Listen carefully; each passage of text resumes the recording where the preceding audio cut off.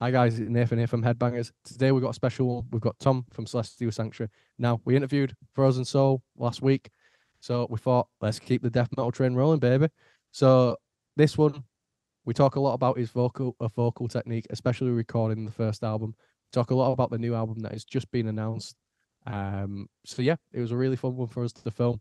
Don't forget, if you do like the podcast, don't forget to like and subscribe. If you listen to our streaming platforms as well, don't forget to leave us a rating because it also helps us out. Now, social media, we're Headbangers Podcast on all social media if you want to support us there, except for Twitter, which is Headbangers Pod 1. Also, whilst we've got you, we want to give a special shout out to our friends who've been on this podcast more times than we can count.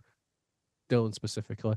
Godef. They've won Metal to the Masters final in Leeds, and they're going to be playing Bloodstock on the new Blood stage. So don't forget, when you're there, check them out because those guys are going places now, and I can't wait to see their set. So yeah, without any further ado, here's the episode.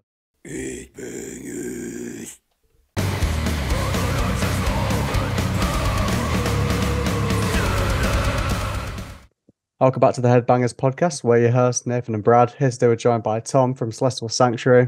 How are you doing to start off with, man? Hey, how are you? I'm good. How are you? Yeah, good, thank you. Good.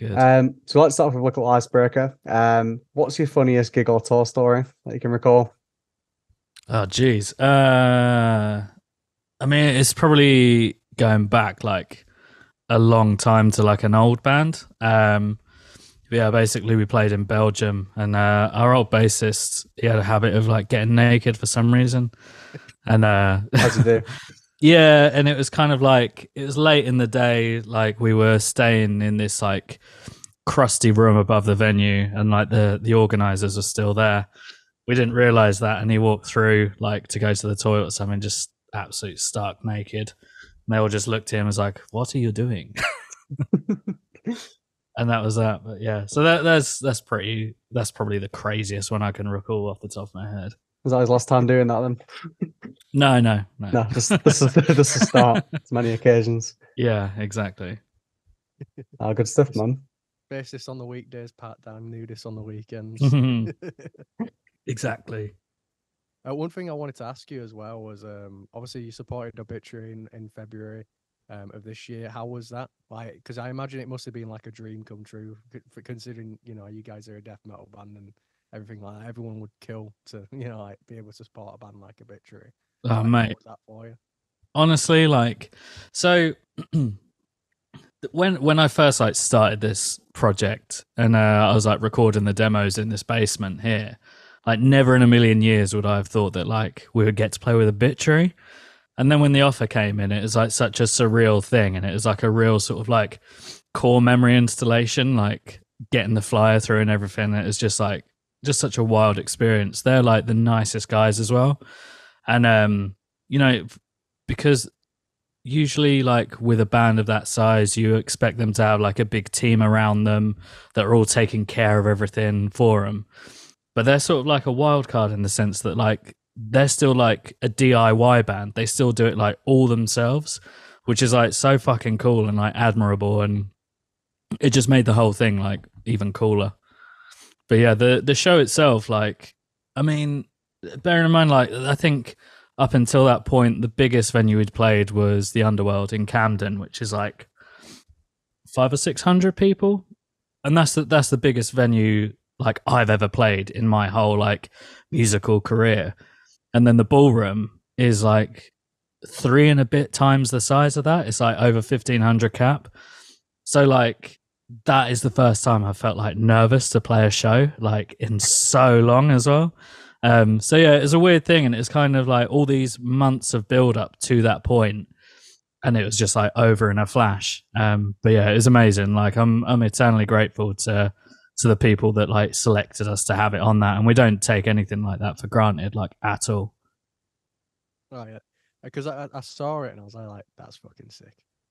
I was Yeah. like, it's one of those things where he's there, like, yeah, like it is so cool to see.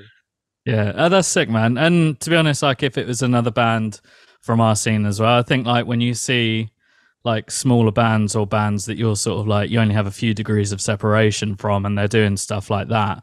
Like when I saw Coffee Mulch played a couple gigs of Carcass, the other week, and I had the same reaction. I was like, "That is so fucking sick to see that." Oh, You yeah, get to there was like a hang song out with that them and got stuff to as see, well. You what? Sorry. You get to like hang out with them as well. I didn't so much because basically, like, I'm essentially like the manager. So I was sort of like on merch the whole time. I was like taking care of all the logistics, but the other guys got to actually hang out with him, which was quite nice for them, I think. But yeah, I can't remember what I was going to say, but yeah, because I'm band dad, I'm sort of like either tied to the merch stand or I'm like making sure like everyone's remembered their shit. And that day as well, like I'd been rushing around, like because we hired a van to like take all of our merch and stuff. So I'd been like driving around like all morning as well. So I was just hossing it and stressed all day. Oh yeah, I relate to that heavily because with my band, I do all the admin, like the boring admin side of things as well. Oh, So right, like yeah. I would literally sort everything out, and I'll just be sat there like stressing like fuck, while I was just kind of just chilling at home, like going, "This is sound. This it's just chilling." Like. Yeah. What's your band called? It's Justifier. Justifier. Yeah, we're just kind of starting up, so like it's only just booking like little shit every now and again, but it's still like stressing. Oh, okay, Like, yeah, because yeah. like sorting out practices, meetups, and all that, it's just like I'm having to organize like 4 people's lives. Oh mate, it's the hardest bit. I think the start of it is the hardest bit. Oh yeah, as soon as like you get past the hump, it's like smooth sailing from there. But it's the actual like writing, booking studios, and then like being like, what we're gonna do with this, what we're gonna do with that. That's Yeah, like yeah. so annoying to have to deal with. It's all worth it though, man. Oh yeah. So obviously, like I want to talk about you got a new album coming out, which I'm very excited to hear. I want to go back just quickly there to the previous album, That's So Diminished, and the production on that album, because I've like listened to it a few times. It always just really strikes me. Like it's just got so much depth to it, and it's so crisp, but yet it sounds really raw. What was that process like? Like how did you get that balance so good? Well, thank you very much. So yeah, that was basically I hate saying the L word, but in lockdown, like I learned LD. Yeah, the old LD, yeah. Yeah, so over that period of time, like I learned about like mixing and recording and stuff like that. So it's the first thing that I ever like produced and mixed and stuff like that. So I'm really grateful you said it sounds good. But yeah, it's kind of like a real simple process. Like everything is just as simple as it could be. Like I say, like my skill set was so basic. It was literally like the most like simple guitar tone you could get. And then, yeah, drums just wanted them to sound beefy. Bass wanted it to sound good. Not that anyone can really hear that. And then, yeah, the vocals was a challenge because it was like, this is the first time I've like properly done vocals in a band as well, let alone like record them. So like that was kind of like a horrible process, like to do it without like a real producer as well. But yeah, I mean like the sort of the thinking behind the whole thing was just to like keep it simple, stupid, like yeah, don't overcomplicate anything. And I think it panned out for the best because yeah, like you say, it does what it set out to do. So like was it a whole DIY process then? Like so before everything was like produced in a studio and then like this like right, we're gonna just do it ourselves and see how it goes. Yeah, man. I mean like I've fucking like I've keep alluding to it. I've been in bands for years and I've just never, no offense to most of the producers I've worked with, but I've never had a good experience in the studio. Like I've always come away from it like fucking hating it and just not enjoying the process. Because quite a lot of the time the producers are fucking cunt, and other times as well. I mean, like there was this, and this was years and years ago. So like I was in an old metal band, like in sort of like the mid to late like noughties, like from 2007, 2012, we split up. But we weren't like a tech band at all. I mean, we had like loads of like odd bits and different time signatures and stuff like that. But yeah, we went to this producer who was like a tech metal producer, and it was like, I think it's like literally scarred me for life, like the amount of takes I had to do of like guitar tracks, and up until that point, like I considered myself a well good rhythm guitarist, and that was just like I was broken down and rebuilt in that. But I mean, that recording didn't even turn out good. So yeah, ever since then, I've just been like looking for that experience where it's going to be good, and I came close. So like we recorded with Wayne at Bear Bites Horse with another old band of mine, and he did the Vacuous album as well, and he's the best producer I've ever worked with. Like, he was fucking sick, and he was actually like a pleasure to work with. So my excuse for not going back to him for our album was just because I was paying for it all myself at that point, basically. So yeah, that was kind of like a needs, what is it, like needs must sort of thing. Yeah. But yeah, it was just wanting to sort of like get that sound that I had in my head, and as well sort of like giving me something to do to keep me sane in that period of time. Yeah. I find like with producers, a lot of them, like it's a weird one because you'll get like some that are like just like what do you want, but then you also get others like going, nah, this is gonna be, I'm gonna like make my imprint on this. It's like a lot of times it's like, no, the reason why the bands come to you is because they have their vision. They just kind of want you to just go, what do you want it to sound like? Can you do that? Yes or no? Yeah. And like that's all it boils down to. It's not like he's like, yeah, but I'm my style of producing. It's like, nah, fuck your style. Like the band's just gone just to record. You're like the middleman in this, and you're just gonna mix it and master it and make it sound how they want it. So it's one of those where you get like an influx of people like that in a way, sort of wanting to do that, and it's just a constant like, fuck's sake. And then you might just find that one that goes, yeah, fuck it, I think I can do that. Right, and then once you find them, it's like, oh yeah, just keep going to them. Yeah, 100%. I fully envisage that when we find that person who does have that exact approach that you're talking about, we'll just be going to them forever, because I can't be asked to go through this process again. But yeah, you're right. Like, a producer should essentially be there to like help you get the best version of what you have in your mind out. Like, they shouldn't be crafting it to their own agenda, nor should they be kind of like sculpting you into something you're not, like, because they think they're right. Like, most of the time it's the bands that are right, like, in what they're doing. It's just they need that sort of like push. They need someone to help like edit and like basically make the songs like as impactful as possible. But yeah, I fully back you on that. Like, yeah, the producers that just want like something to sound a certain way for their CV can fuck off. Oh yeah, definitely. You get so many like that where it's like, I can't wait until it's, like, this is my thing. It's like, man, just listen to what they want, and if you can't do it, just be like, I'm not your guy.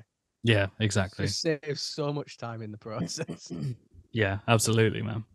Obviously, you also mentioned to us that at the point of recording this, it won't be out yet, but at the point this episode's release, you have a new track out. Can you sort of like delve into that a little bit? How was it writing it? What is there any like new aspects in there that we can expect to hear? And the new album as well. Pardon? And the new album as well. I'm interested. Yeah, so basically the new album, like you say, by the time people listen to this, they'll know that the album's called Insatiable Thirst for Torment. Like personally, like in terms of like the songwriting, it's just been basically turning everything we do like up to 11, like it's way heavier. It's a bit more, I won't say technical, because there's probably some tech death nerds that are going to be like, this isn't technical. But for us it is. But yeah, like the writing process for the first album, like I prided myself on like how quickly I wrote that. It was like, it was like basically, what is there, like 8 proper tracks on that album. I didn't spend more than 2 days on each track writing that. So I'd like write all the instrumentation in one day, then I'd do the vocals or write the lyrics the next day. And that was kind of like the aim I set out for on that album. Whereas this one, I'm not one to like dwell on an idea and like push it until it's good, because that's how shit happens. This is very much sort of like, well, how can this bit be like 5% better. Like, and I was just doing that with like every element on the album to the point where like I was just 100% happy with every song. So like now, because the writing process took about a year all in, which sounds crazy like saying that now. But yeah, it's kind of, yeah, drawing everything out, making everything like as good as it could be, like the songwriting, the riffs, they're all just like way better. And I think as well, like we got to a point where now, so when we did the first album, the contrast was, it was essentially like just me wrote everything and then the others sort of like played it, didn't really like contribute anything because it was kind of like, it's done, like let's just go. Whereas this one, I feel like there's a lot more like an influence from the other guys. So that basically means there's like more of like an eclectic palette of bands that we're drawing from to write these songs. So, you know, I think it's gotten to the point as well where it's almost like there's a lot of bands that have like influenced what we've done, but because it's become like such a, not mess, that's not the right word, but like such a piece that it's like, it kind of all blends together. So I feel like this actually sounds like quite unique to like us now, which is something like I'm incredibly proud of. And it's got way more blast beats on it as well, which is always a touch. No, I'm excited to hear it, man. What kind of influence have you drawn for like your lyrics this time then? So, I mean, you're probably going to notice I'm going to be like comparing a lot to like the first album to where we are now. Whereas like the first album was very much like a concept, like from start to finish, like that was like a whole story. But with this one, it is kind of like, I kind of like took a step back. Like the first one was very serious, whereas this one is kind of like, I've taken more of like a fantasy kind of approach to it. There's like a lot more like gore in there as well. It's more like sort of self-mutilation, like body horror kind of gore, not like, you know, not fucking other people up. Although there is songs about killing other people, but not that many. A sparing amount. You what, sorry? Like a sparing amount. Yeah, exactly, yeah. But yeah, so the lyrics, they're a lot more fun. They're like, yeah, I'd say like a lot more, I don't know, like I thought about them a lot more, which sounds kind of weird because it's like, you know, I was just saying the first album was a lot more serious. I was thinking about sort of like layered nuances, like this could mean that, blah, blah, blah. Whereas now I'm very much like, at the end of the day, we're a death metal band, like singing about goofy shit. I'm going to have like a lot of fun with it while still taking ourselves like a little bit seriously. But yeah, I mean, like one of my favorite songs is about like a guy that removes his own skull to use it as a bowl to drink from this like river of like dead bodies, and then he hallucinates, has like 1,000 orgasms, and then dies. That's amazing. How do you think of this stuff? Like, it's like so creative as well.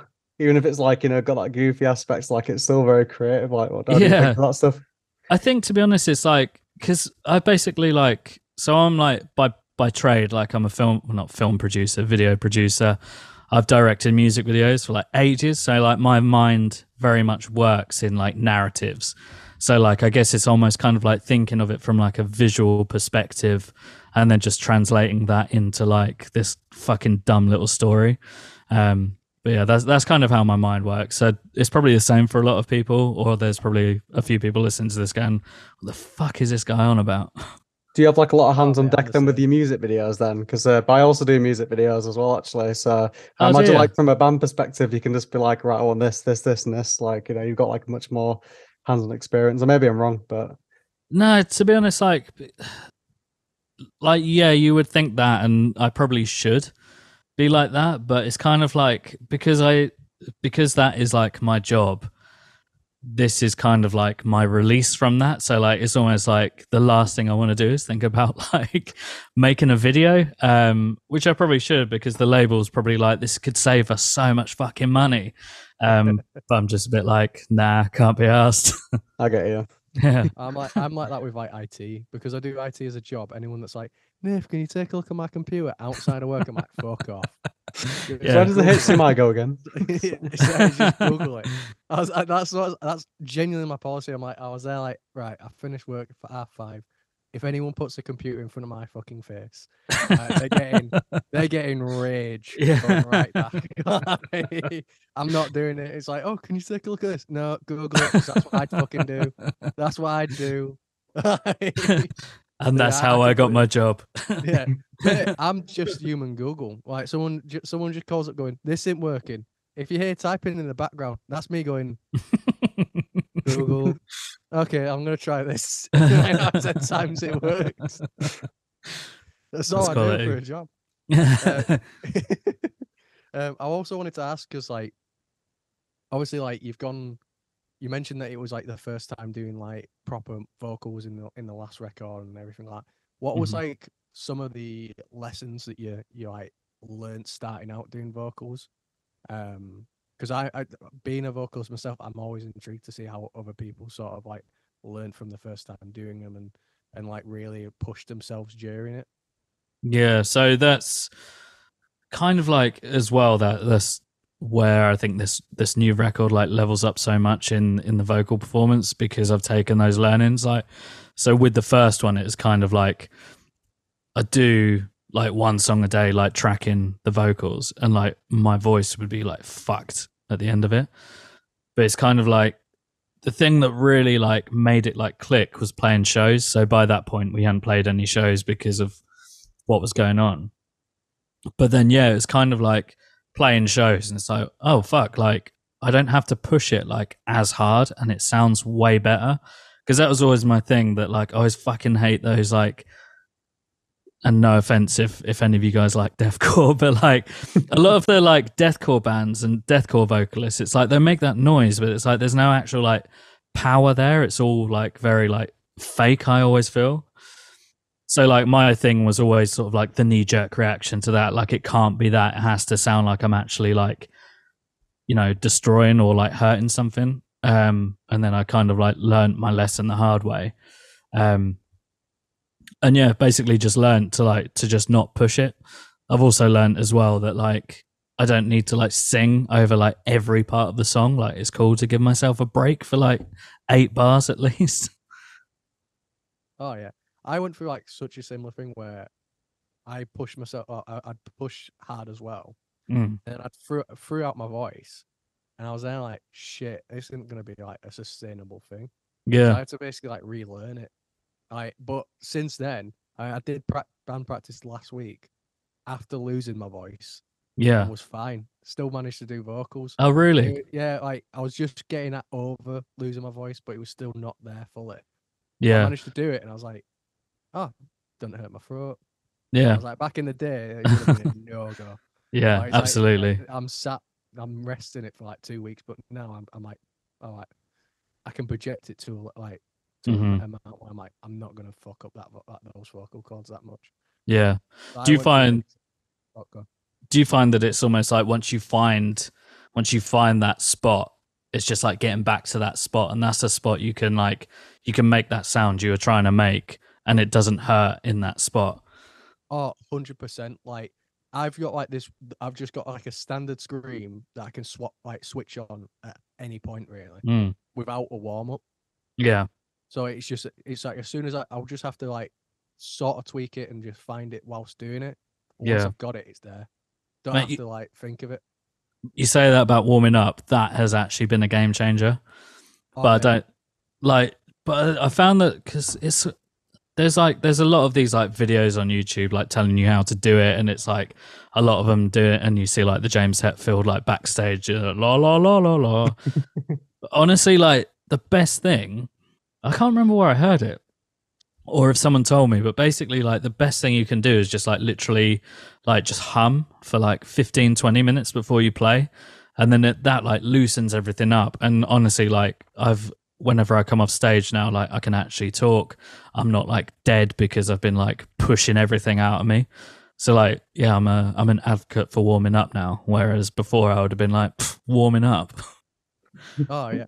But I used to be the same. I used to walk into the band practice just bone dry, like, just no warm up, and just be like, right, let's do it, lads. And then, like, since I started actually properly warming up at band practice as well, and like, because I do like a thing where I kind of stretch stretch my face out a little bit, so like loosen up like around my mouth and everything like that. Yeah. Since then, I'm now like, this is amazing. I'm just sat there going, I'd struggle hitting like notes like that without one. Yeah. So yeah, It does just make the experience like way more enjoyable instead of like literally torture for half an hour or whatever. Oh yeah, it's especially when you're doing it and you're practicing a song. You're like, I think we just need to practice a little bit more, and you're there like, I can't do it. It's just like, ah. So would you say like live then is like the moment that you like really found your voice, like oh, this is my scream, like this is like my style now? Because I think you do have like a very unique style. Like when you listen to like even the previous album, like it's like truly a staple. Like, do you remember just the moment when it happened when you're like, yeah, this is it now, I got it? Kind of, but also kind of not. It's kind of like it wasn't like a sort of like mindful thing to sound different. I kind of like I just did whatever I could and like just rolled with it. And I kind of like, yeah, just the more I did it, the more I sort of like got into that groove of like, right, this is what I do now, sort of thing. But yeah, the sort of, even though I had my tone already because the album was already like recorded and out by this point, we did like a live session at Boom in Leeds before anyone. Best venue. Yeah. We're playing there on Thursday, actually. Oh, we're gonna be there, man. Oh yeah, tickets on deck. Oh, sick, nice. Yeah. Grab a pint with you if you've got some time. You what? Sorry. We'll get you a pint if you've got some time. Oh, fucking legend. I don't think I'm driving either, so yeah, I'll take you up on that. But yeah, so we did that session there, and it was kind of like I was shitting myself like leading up to it because I was like, I've never I've never done these kind of vocals like in front of anyone else but a camera when we did like that Slay at Home thing for Metal Injection, and B, like I'd never played guitar and sang at the same time as well, so it's just like really shitting myself on all fronts, like literally and figuratively. And yeah, it's kind of like in that moment when we ran through the set a couple of times, and then it was like on the third take it just clicked in, and I was like, oh, okay, fuck, like I can actually do this live now, and I can do like more in this environment as well, because I could hear myself more, but I had that like the power around of like the rest of the band, and that kind of like either it gives you some sort of like form of like mild adrenaline rush, or kind of there's something to be said about like atmosphere and environment that just takes over and makes you do something different. So yeah, it's kind of like from that moment on, even though that was kind of like not even our first show, but it kind of was. It's just from then on. And I just played with it more from there. Like the more we played, the more sort of like not cheeky, more confident I got with my voice and things I could do. So like from where we were there, even though like my tone was like, as you said, like quite unique. It's not the deepest, it's not the highest. It's kind of like, I guess it's kind of like in the John Tardy register of that kind of like mid-ground sort of thing. But like after playing live, I found that I could go like lower, I could go higher as well. So on this new album, like my vocals are really sort of like bouncing around like all over the place. And I did stuff while we were recording that like I just didn't know I could do before. And like I'm fucking stoked on that. No, that's awesome, man. Do you here's one, like, do you ever find like hearing your own vocals back throws you off sometimes? Because it throws me off. What, like live on stage? Yeah, well, live or like when you're recording, because it always throws me off for some reason. Like whenever I hear him back, I'm there like, well, that doesn't sound right. Like it's like such a weird experience. Well, live, I'm like definitely that guy that the sound guys hate, because I'm like, I need more vocal in my monitor. I'm just like literally push it like as high as it can go, which is kind of like part of the secret to like not pushing it so much. But yeah, in the studio, it's just trying to recreate what I was doing live. So it's kind of like the flip reverse when we got to the studio this time. Was kind of like, yeah, I could just hear myself too much, and it's just really putting me off. And I was like, I sound goofy as fuck. Like, what the hell is going on?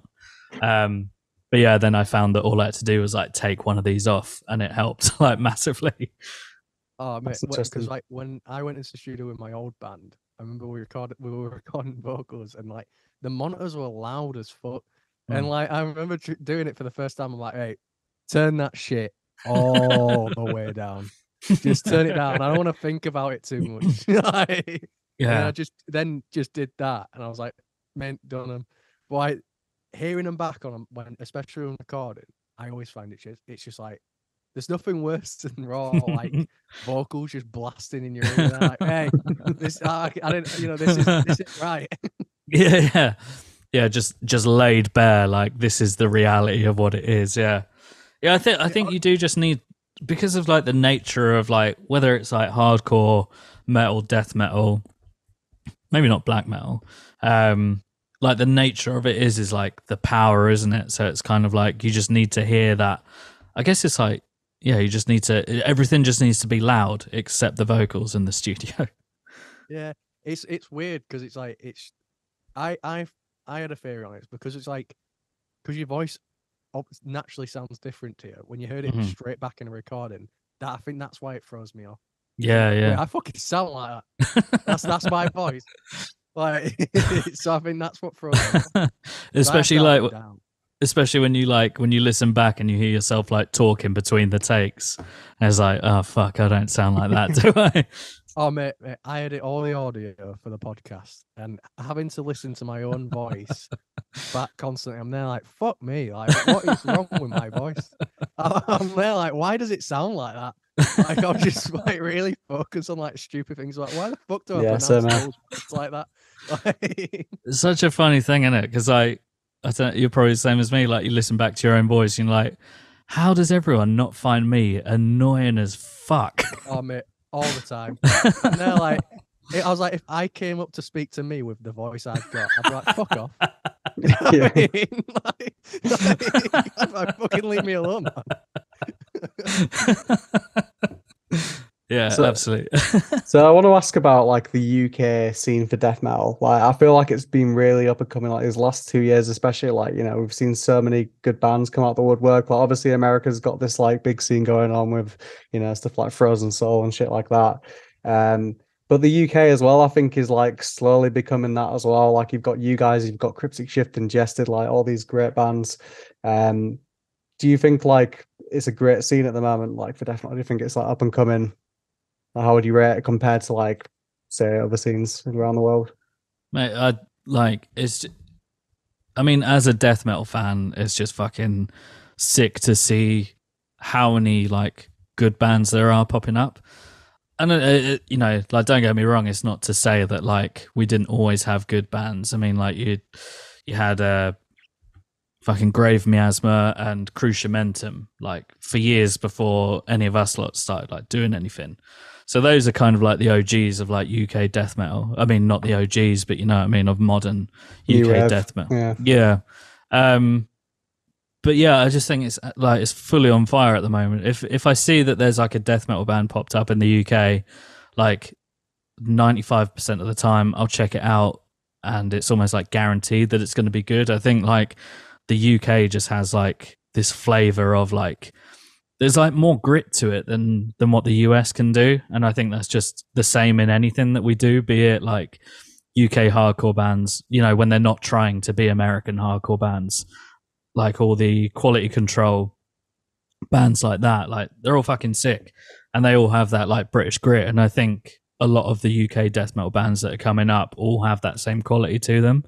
And as well, like it's just fucking sick because there is this like sense of unity around it. Like we all know each other, like we're all mates and stuff like that. And that's the way it always should be with like a scene that is like nationwide. And I think that's, I'm sure like the US bands probably have that to a degree, especially in Texas, but I don't think there's like this like nationwide sort of thing where they're all like looking out for each other and supporting each other as much as what we do for each other over here. So yeah, I think, it's on fire at the moment. I think it's still up and coming. I think there's still a lot of really great stuff to come out. You've still got bands that haven't even done like a full length yet, like Gorgon Vomit and Mutagenic Hose, Victicinal Rights. I think I've said that right. And Mortuary Spawn. Like they're all fucking nuts good, and I think like they hold a candle to, if not are better than a lot of the US bands. Yeah, it's definitely interesting. Do you think like, because you've obviously been in the scene a long time, like, you know, you've had bands before, like, do you think now is a better time for like bands supporting each other and like really trying to bring them up than it's ever been? To a degree, I think it comes in drips and drabs. Like, I think, you know, in the sort of like mid to late like 2000s, there was definitely a lot of that. But then I felt like it got very like clicky. There would be sort of like certain pockets of scenes that would be very much like matey with each other and very sort of like not sort of like welcoming to new bands, either because they saw them as competition or whatever the fuck, I don't know. But yeah, so I think like now we're going through one of those points where everyone is like really supportive, and I don't really see that like ending anytime soon, because you know it's such a positive thing, and I think everyone's just fucking like buzzing that, you know, like when Coffin Mulch can come down to like Norwich and there's going to be like friends of theirs there to support them. It's going to be the same like if we go over to like Bristol or even like, I don't know, Manchester. Like, we can always count on the fact that there's going to be like people there to support us, and I think that goes like all ways for all the bands. And I think it's just such a positive thing. That's really great. I think like there's the community side of things is definitely like there's a whole thing of like support the local scene that's like really being pushed at the moment. Like I think like it's just been nothing but good. So I've noticed that as well, like just seeing like how bands just interact with each other in general now, like such a big difference to how it was before. Like before, you'd hear like sort of like sly people being like a little bit sly, or like you said, a little bit clicky, or even like just being like seeing it as a competition. When I think a lot of people just realize, no, this shit's cool. We all kind of make similar music. It doesn't matter if it's metal or hardcore. Like, if we fuck with you, we fuck with you. Yeah, 100%. I think that's the attitude everyone's got now. Yeah, absolutely. And people probably realize like this is actually way better than being bitter at like some band for like no legit reason. Like, it just makes the whole experience like way better. Like, why wouldn't you just be fucking supportive of stuff? And the scene as well, like, you know, I feel like it benefits so much from that, like, you know, like everyone supporting each other, because the more everyone supports, the bigger it gets. And maybe that's the reason why death metal is like really peaking at the moment. And like, we've got such a great scene all around the world. Like, I'm not saying that it hasn't always been like that, but I feel like now more than ever, I think that's the reason why. Because, you know, if it's a competition, it's like, you know, to the outside world, are people trying to get into it? Nobody cares about the competition. They just want to see some great bands, and, you know, the more you support, the better it gets, I think. Yeah. 100%, and you're totally right. Like, the death metal scene has definitely like picked up stride in the last like few years, and like no one can deny that it's like it's better now than it has been for a very long time. And you got to credit, like, you know, I mentioned like Grave Miasma and Crucial Momentum before, but you know, bands like Blood Incantation and Gatecreeper, I think, really sort of like helped open the floodgates. And maybe before that, like even Black Breath, they blurred the lines between like hardcore and death metal again. But yeah, so I think ever since like I don't know what, like early 2010s, probably like mid 2010s, has just been like on an upward trajectory, and it seems like now everyone's just fucking going for it and putting good shit out. I think that's the difference as well. Like, everyone has their own identity, whereas I think quite often things can become like quite derivative quite quickly, whereas it feels like this time around it's almost like all the bands, regardless of however they sound in their niche, are supporting each other and sort of, you know, enjoying playing together. Yeah, for sure, man. So I'd ask about like your hobbies and interests then. So when you're not vocaling and when you're not guitaring, what you doing in your spare time for fun? Taking walks with my partner and my dog. That's not like the most death metal answer, I know, but yeah, that's kind of it. Just getting outside, really. Like that's kind of the thing. Like, going to the coast or like finding like some nice woods to walk in is kind of the thing. And like, me and my partner both have pretty like full on jobs, so it's kind of like we use that time off or time out from that to take a break from it all, to decompress, I guess. But yeah, as well, like, apart from like recording and playing music, like I'm also like a massive record collector. So like anytime I can, I'll just sit and literally listen to records, which is, yeah, you know, you spend a lot of time doing it in your like day to day, and then to spend downtime doing it as well. It's amazing that I've not gone mad. Do you remember the first record you ever bought? Like the first metal record? Oh shit. I can't remember the first metal record that I like bought, but I know the first like metal thing that I owned was basically like, because I was always into like, when I was a kid, like I mean like 6-year-old, 7-year-old kid, I was really into like The Offspring and Green Day and Bad Religion and Soundgarden, probably even Nirvana as well back then. But then like the first proper metal thing that I like really got into and like got actually excited about was Metallica. And they're like still my favorite band to this day. But yeah, I still remember it so vividly. I was on the school bus home, and this is back when like you'd share headphones with your mate.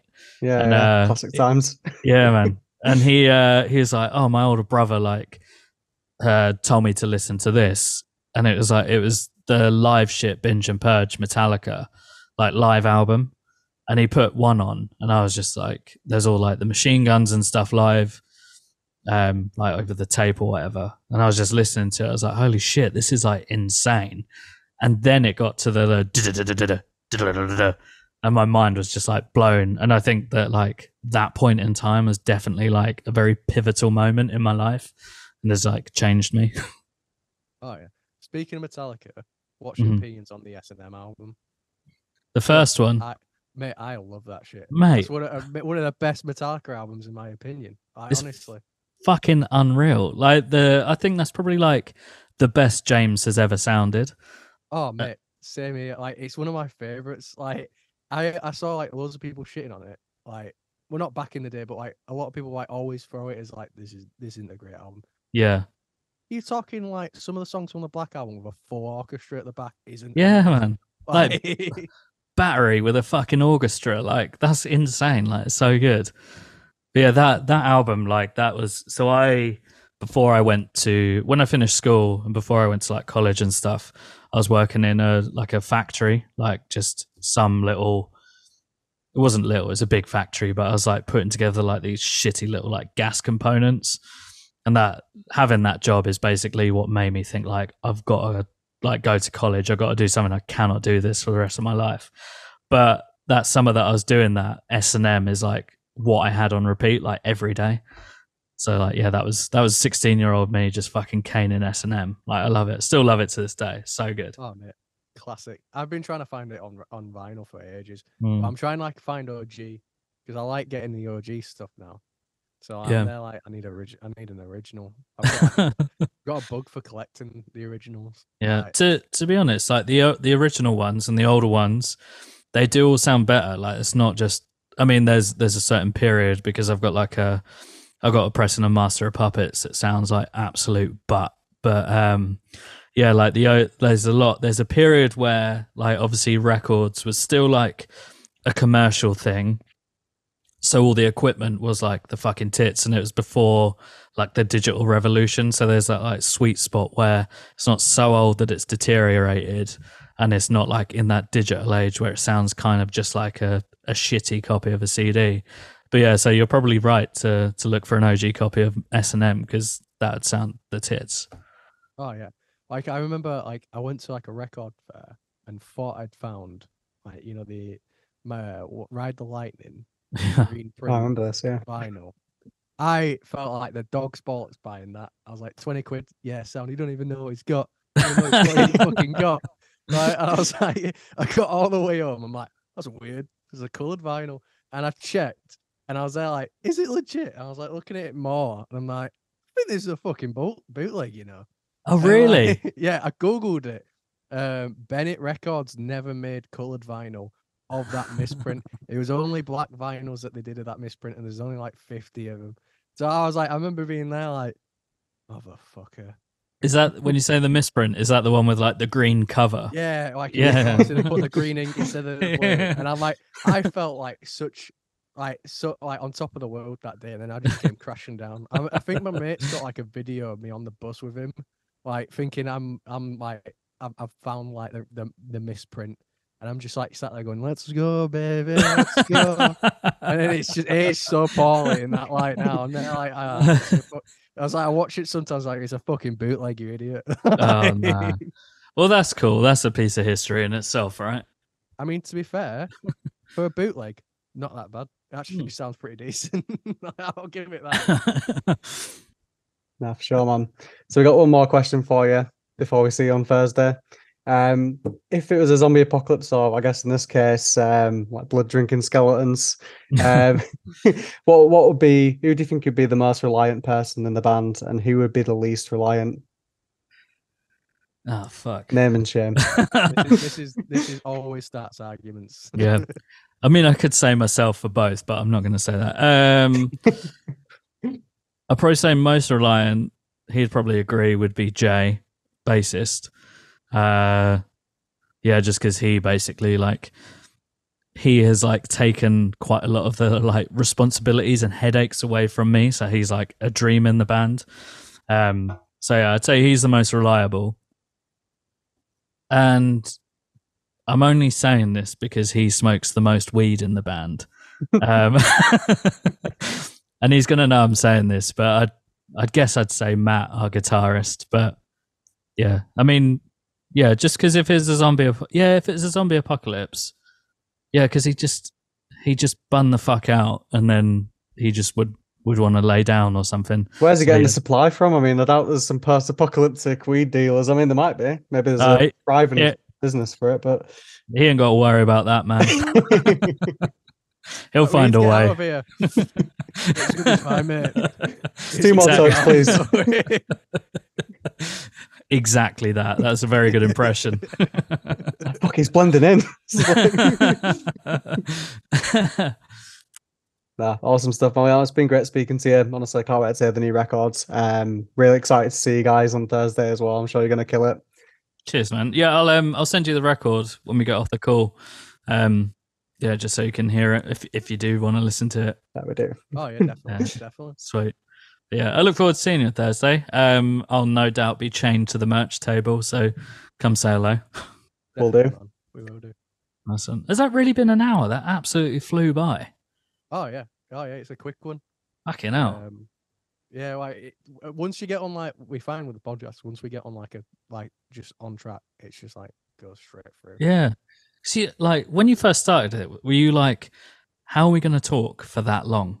We just chatted pure shit for like an hour, to be honest. To be fair, it's never been hard for me because Brad's always, I'm always been the talker. Like I could talk a glass eye to sleep. Like honestly, it's just like something that I've always had since I was a kid. I was like, in ways, I was perfect to do podcasting. Yeah, born podcaster. Yeah, I was there like this is my calling. But like I know when me and Brad did start, we were both still quite awkward people. Oh really? So, yeah. Some of the old episodes, man, I don't recommend any. Yeah. Like, you tempted to delete them. He wants to delete them, but I won't let him. It's so funny. So many times about deleting those fucking old episodes. Been like, I think we should just delete them. Because I watch him back and I'm just looking at my younger self, just thinking, "Oh, you cringy." Yeah, he's like, "What? Fucking delete him." You can't delete it. It's a piece of history, man. It is. I wish I could delete the one where I go on like a rant about Rob Flynn, just unwarranted. Yeah, we can't get him on ever now.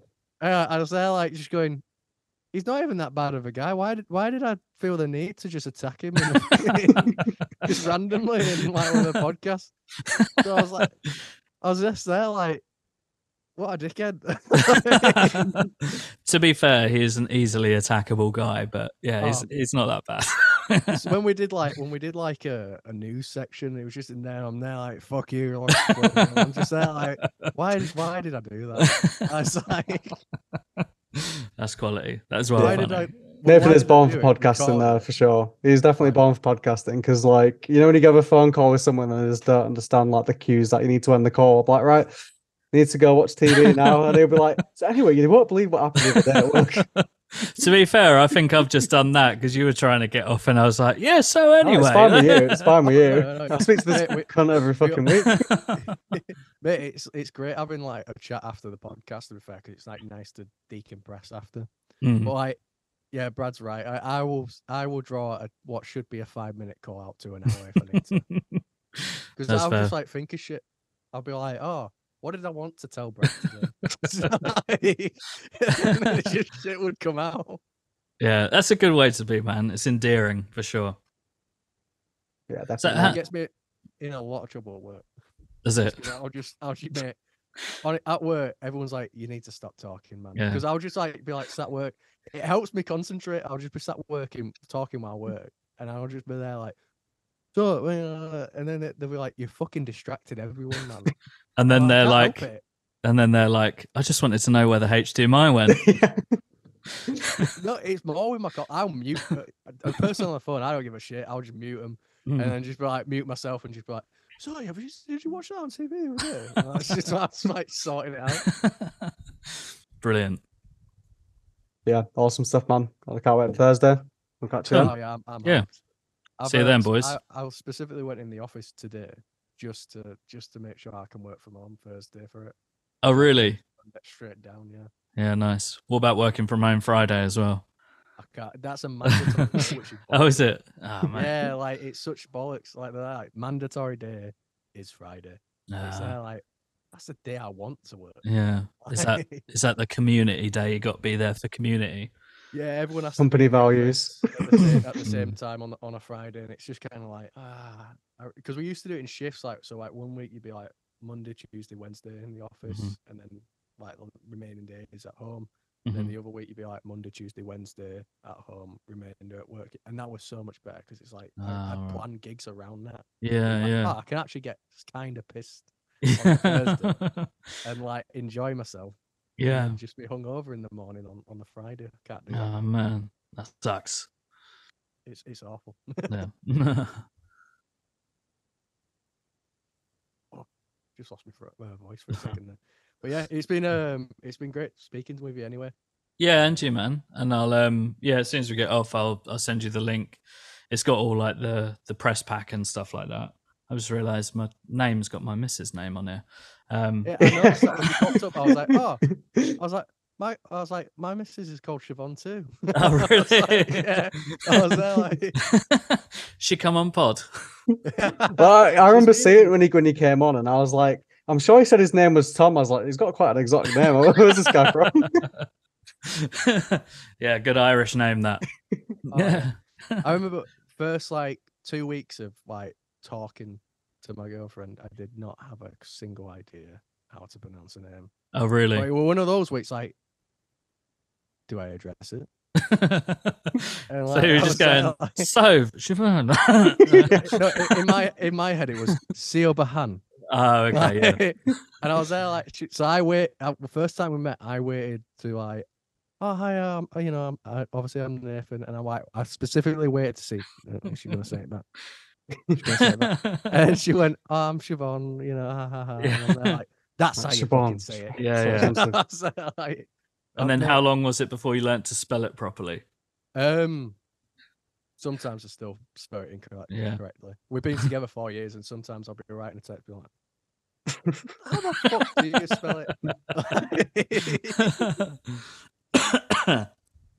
Yeah, it's funny. It's a good name. Good name. Strong name. Strong name. No matter how many times she says it to someone, or yeah, Siobhan spelt the Irish way. Yeah. So like you just hear people be like, "Yeah, but what the fuck is the Irish way? Come on." Yeah. I think a lot of people seem to think that my missus, yours probably gets it the same as well. They assume that it's like an Asian name or something. Oh yeah, people assume that with us all the time. Yeah. And she's there like, no, it's Irish. And she's there like, she has like the same conversation every time when she tells someone a name. Yeah. I go, oh, where's that from? She's like, Ireland. It's just like a rolling door of like every new person she meets. It's like, where's that from? Ireland. Yeah. Ever been? No. It's easy with a name like Nathan. If anyone ever asks, "Oh, where does Nathan come from?" Like the Bible. That's it. Might have heard of it. Might have heard of it. She should just start saying that. Yeah, the Bible. It's from the Bible. Well, good.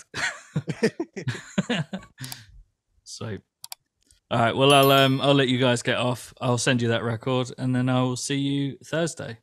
Yeah, Awesome see you stuff, Thursday, man. See you then. Awesome. Great Can't to wait. meet you. You too, man. You too. Everyone, care. bye-bye.